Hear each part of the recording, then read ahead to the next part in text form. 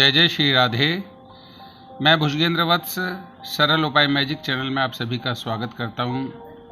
आप सभी के बहुत लंबे इंतज़ार के बाद में आप सभी के लिए बहुत सुंदर उपाय लेकर आया हूं।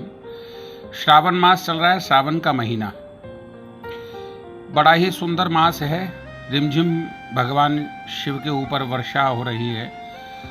भगवान शिव कृपा बरसाए हुए हैं हम सभी पर।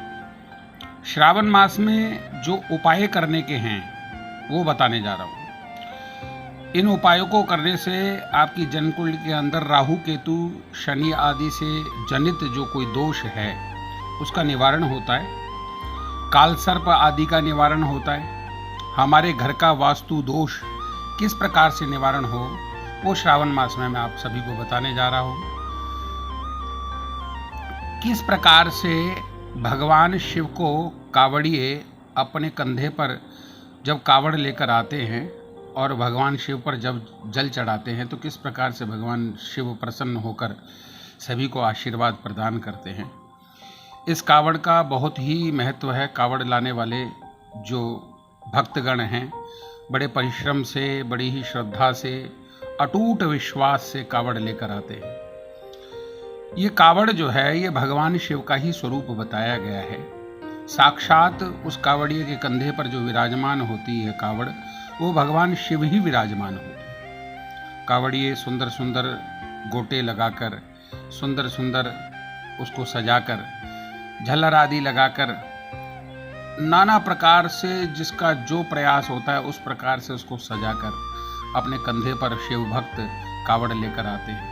उस कावड़ का बड़ा ही महत्व है। तो आज मैं आप सभी के लिए जो उपाय बताने जा रहा हूं बहुत चमत्कारिक उपाय है।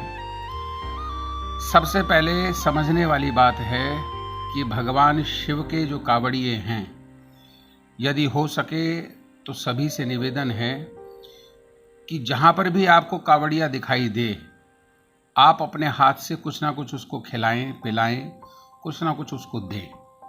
खाने की वस्तु अवश्य दें उसको, क्योंकि जो इतनी दूर से जल लेकर आ रहा है, गंगा जल लेकर आ रहा है, वो शिव का स्वरूप ही होता है। इसीलिए उसको भोला भी कहा जाता है। भोलेनाथ के रूप में भी उनको उच्चारण किया जाता है, उनका नाम लिया जाता है भोलेनाथ।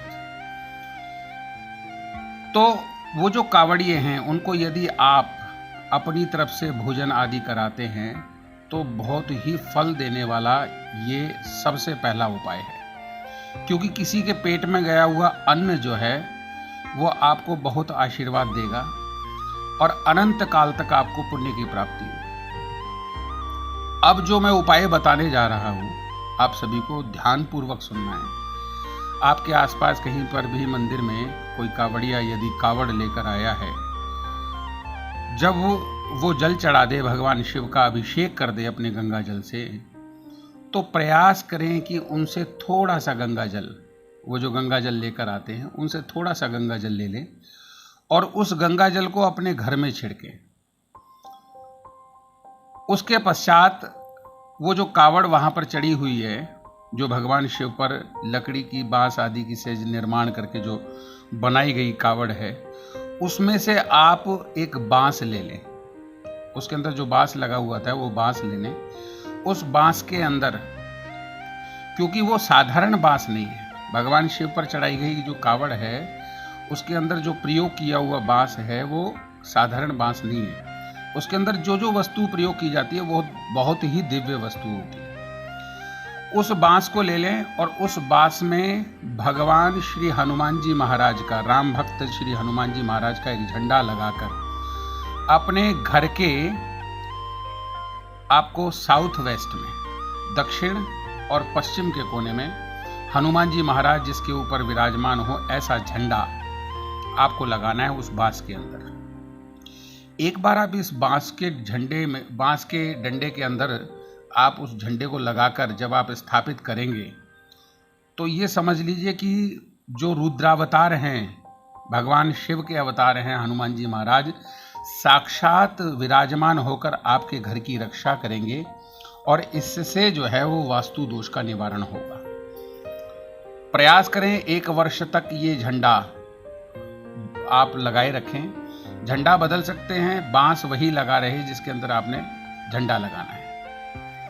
हनुमान जी महाराज का ध्यान करते हुए ओम हम हनुमते नमः ये मंत्र का उच्चारण करते हुए उस झंडे का आप हाथ जोड़कर प्रणाम कर सकते हैं, चावल से पूजा कर सकते हैं, और कुछ नहीं बन सकता है तो लाल पुष्प चढ़ाकर हनुमान जी महाराज का ध्यान करते हुए ओम हम हनुमते नमः इस मंत्र का उच्चारण करना है, और वहीं झंडे के पास खड़े होकर दक्षिण को मुंह करके हनुमान चालीसा का पाठ करना है।